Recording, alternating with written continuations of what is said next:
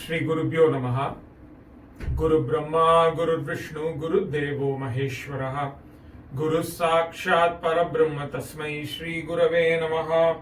कलये सुंदराकारं सदैकप्रियदर्शनम् अज्ञाननाशकं देवं सद्गुरुं मुरलीधरं यस्य स्मरणमात्रेण जिह्वायां वर्धते स्वयं महामन्त्रस्तं भजामि मुरलीधरदेशिकम्।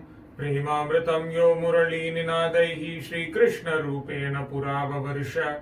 अद्यापि सोऽयं मुरलीधराख्यो पुष्णाति प्रेम्णा भुवनं सहर्षं। कीर्तिते तु महामन्त्रे तत्राविर्भूय तत्क्षणं।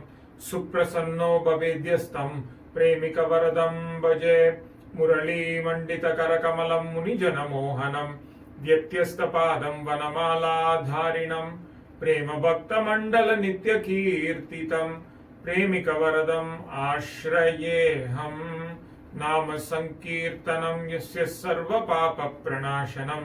प्रणामो दुःखशमनः तं नमामि हरिं परम्। हरे राम राम राम हरे हरे। हरे कृष्ण कृष्ण कृष्ण हरे हरे। हरे राम राम राम हरे हरे। हरे कृष्ण कृष्ण कृष्ण हरे हरे। हरे राम राम राम हरे हरे। हरे कृष्ण कृष्ण कृष्ण हरे हरे। सद्गुरुनाथ महाराज की जय। Greetings friends, delighted to join you in this session of Answers and Beyond. I offer my Koti Pranams at the holy feet of Guru Maharaj, by whose grace I've been blessed with this opportunity. Thank you so much for taking the effort to join in, and a very big thank you to our Singapore Namadwar friends who have organized this satsang. The question that we will take is a question that is very relevant to the Guru. A friend has asked this question. It is said that the Guru suffers for us. I call out to the Guru whenever I am in need of help. Later, I feel guilty that I have added to his burden. Is this true? And what can I do about this? Indeed, this question underlines the importance of who the Guru is. The fact that he is that personification of compassion. That is really what this question brings out. I'm reminded of the story that happened in the divine life of a great Mahatma, Jnananandagiri Swami, who lived in Tirukkovilur, which is about 3 hours from Chennai. Once, this Mahatma was taking a stroll around his ashram.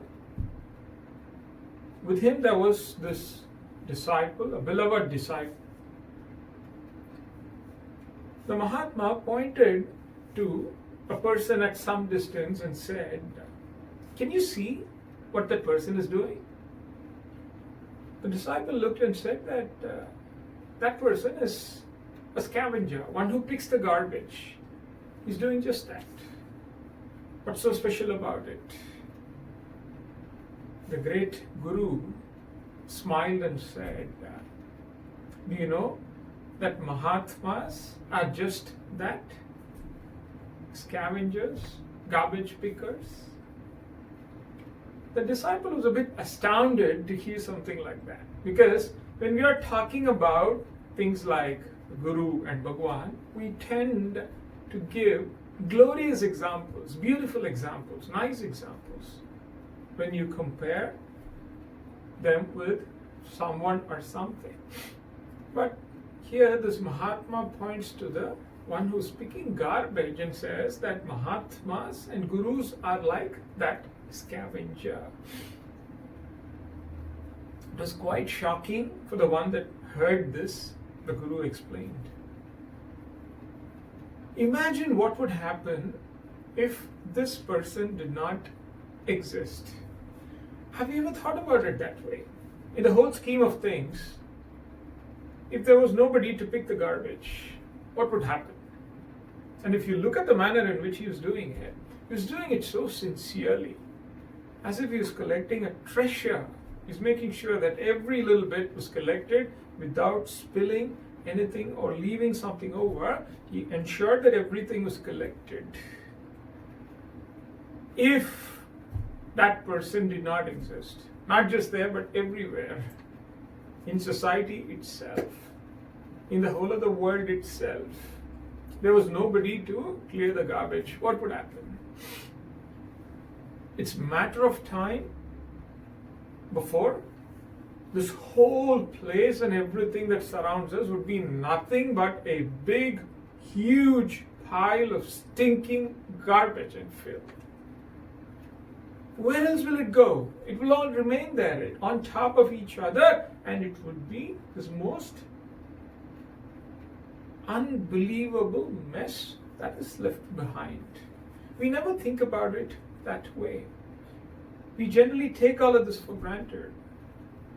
We fail to acknowledge the importance of what that person is doing. And you know what? It gets even worse. I'm just talking about a common practice. What would usually happen is, back here, there is a practice where some of us collect used containers, old newspapers, and all of that garbage. We keep it safely because after a certain point of time, you can actually sell it and make money out of it. There are these people that would actually come, they would weigh the garbage, they would sort it, and then give money depending on how much it weighs. So on one side, I'm accumulating garbage. I don't even want to part with it. After all, it's garbage. I've used the material and this needs to be disposed, but I take so much care to keep it safely, the covers and plastic and everything. On the other hand, I want to make money out of it as well. And when the man comes and he weighs it and he says, okay, I will give you 30 rupees for 1 kilogram. I say, no, you have to give me 35. Only then I will give. There's bargain going on and all of this to get rid of garbage. I want to even make money out of garbage. That's how I'm looking at it.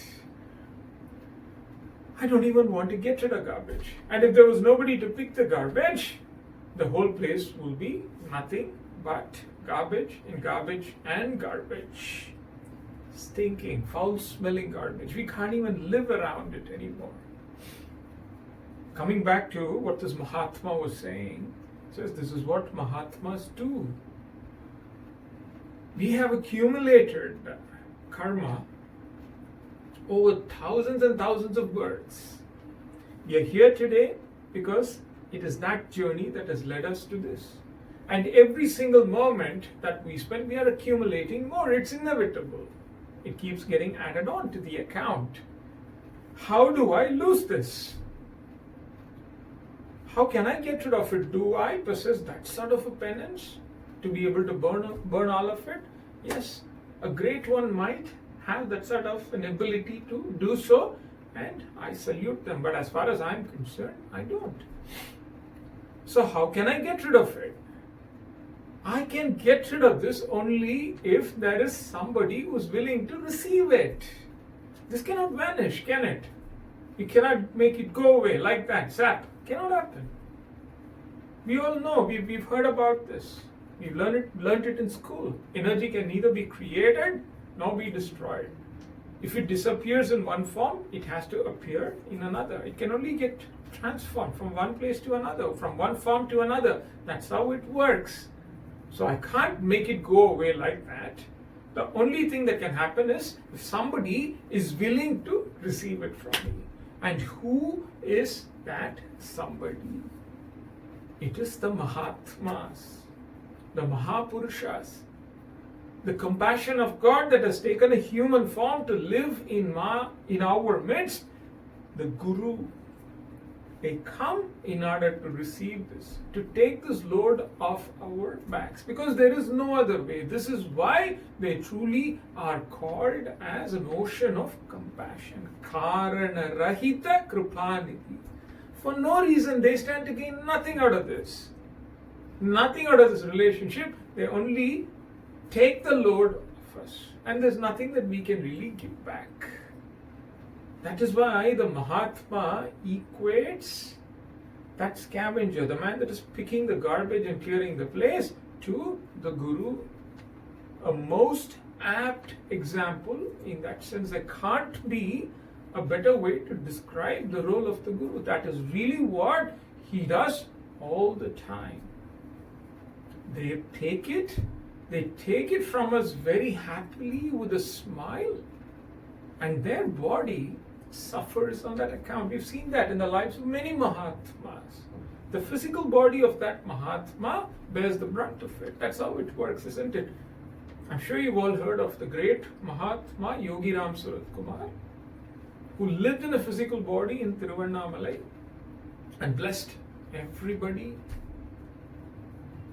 It so happened that his body was affected by cancer, and while he was suffering, a very dear disciple of the Mahatma asked him, "Why do you have to suffer so much?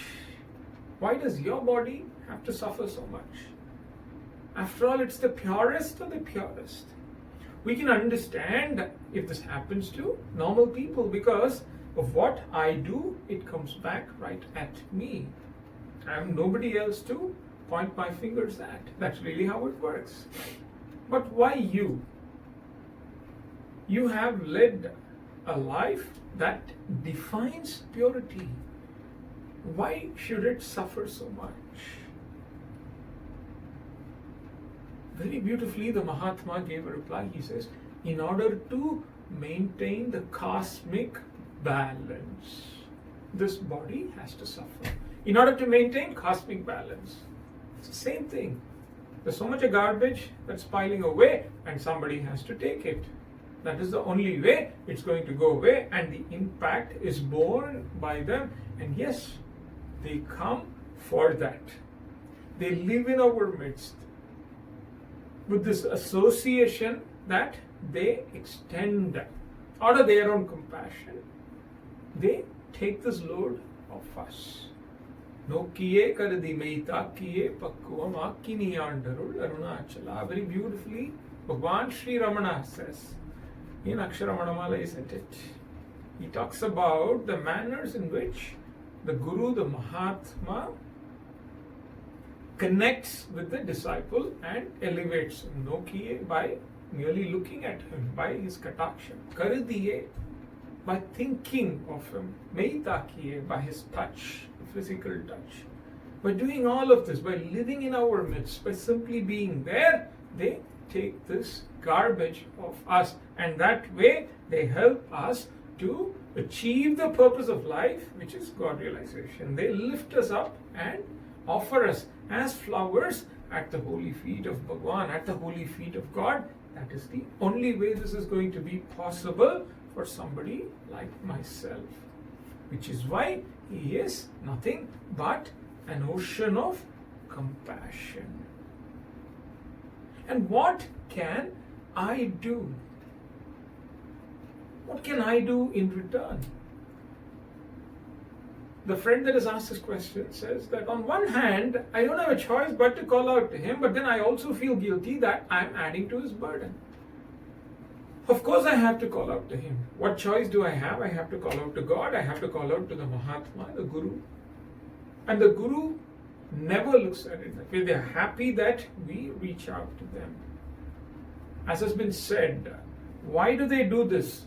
The constant giving. They're just there to give and give and give no matter what. The answer to that question is the same as the answer to why does the sun shine? Why does the wind blow? Why do trees bear fruits? Because it is in their nature to do so. Even if we stone them, they fill our hands with fruits. That is really what they will do. This is why Mahatmas are here. They are very happy if we associate with him for any reason. At the time of need, if we call out, they are right there for us. And that association, that connection is really what is going to help me to elevate myself. That is how the grace is going to work on me. In fact, if I may put it in a very ordinary person's point of view, the fact that I start feeling guilty is in a way progress for me, an ordinary individual in the spiritual path. I'll tell you how. Because when I start out, I'm happy when I find somebody who's willing to take all my negatives and fill me with positives. I'm like, okay, he's there, so let me do whatever I want. I'll just go there every now and then and dump everything on him, and I will get all the blessings and carry on with my life. And then I go back again and stand before him when I have such a situation, and I don't even worry about it. This is where I start. This is where my association starts with my Guru. And then after some time, what happens is I begin to feel that sense of guilt. I wonder, is it right? I'm doing this over and over again. And I'm adding more and more negativity to my life, and I then go and happily transfer it to him. When I offer my pranams to him, when I offer a basket of fruits, which he happily receives, in some way I transfer it to him and he fills me with blessings. This is not right, because he has to bear that. His body would have to suffer because of that, and that sense of guilt is a progress from where I started when I was doing it happily. It is the voice of the Guru, voice of God, that is even telling me this. I'm beginning to hear this. It's always been saying, but I never heard it. Now I begin to hear it, which means I tell myself, I should change my ways. I should at least make a sincere attempt. This time I'm here. I don't have a choice. I'm here. I'm standing before him in the situation. But once I'm out of this, at least I should make a sincere attempt to change my ways. That way, at least I can lessen his burden by this tiny little bit, even if it means like a feather off that burden. To that extent, I have progressed. I tell myself that means I have progressed. I'm listening to that inner voice. That guilt, that thorn that pricks is in fact my Guru talking to me from within. That is how his grace is working on me. It is that association that is making this happen too. The association that was established when I needed him. At that point, when I called out to him, when I was in trouble, when he gave it to me, that association is elevating me little by little. So in that sense, I am progressing. I am progressing. But what can I do in return? To think of it seriously, the answer is nothing. A big nothing. In capital letters, underline nothing. What can we do in return to the Guru? Because there is nothing we can really give him. He is there to give, and I am here to receive. That is really how this is set, and nothing is going to change in that. Guru Maharaj would say at ashram, there's this board in which these words are written. He says that Premika Varadan, our Krishna at ashram, is assured that anyone who comes on Ekadashi to the ashram will not go empty-handed. He would fill their pockets, fill their hands, and fill their entire being with his grace. Guru Maharaj would actually say, quite literally, since there's so much of Nama chant that's going on there all the time, you'd say this whole place is filled with Nama. The satsang hall and the whole place is filled with Nama. When you enter this place and spend some time here and leave, I can quite literally see that you are carrying so much of Nama and positivity with you. It's going with you. I can see it. You may not feel it, but I can see it. Which also means, this is my interpretation, not what Guru Maharaj says, that I have certainly also offloaded my dirty bags here, all that load, and I'm carrying all this Nama and grace with me. Guru Maharaj would say, you're carrying so much Nama with you. All of this is going with you. While you're here, can you do one thing? Try to replace a little bit of that Nama. Instead of talking, instead of indulging in worldly talk and conversations, just chant the Maha Mantra and replace, because you're going to carry so much with you as you leave this place, he would say. That is the only thing that you can do, he would say. Chant Nama. For your own good, chant Nama, he would say. So when I think of the Guru, when I think of what he is doing to me, to all of us, what can I do? There really is nothing that I can do. I'm only reminded of these beautiful lines in this verse that describes the glory of the Guru. It goes, unto that Guru I prostrate, thinking of whose grace all I can do is shed tears in solitude. Unto that Guru I prostrate. Thank you so much. Thank you for your patience. Sadguru Nath Maharaj ki jai.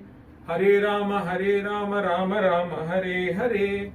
Hare Krishna, Krishna Krishna, Hare Hare. Hare Rama, Rama Rama, Hare Hare. Hare Krishna, Krishna Krishna, Hare Hare. Hare Rama, Rama Rama, Hare Hare. Hare Krishna, Krishna Krishna, Hare Hare. Sadguru Nath Maharaj ki jai. Thank you. We will meet again in the next session of Answers and Beyond.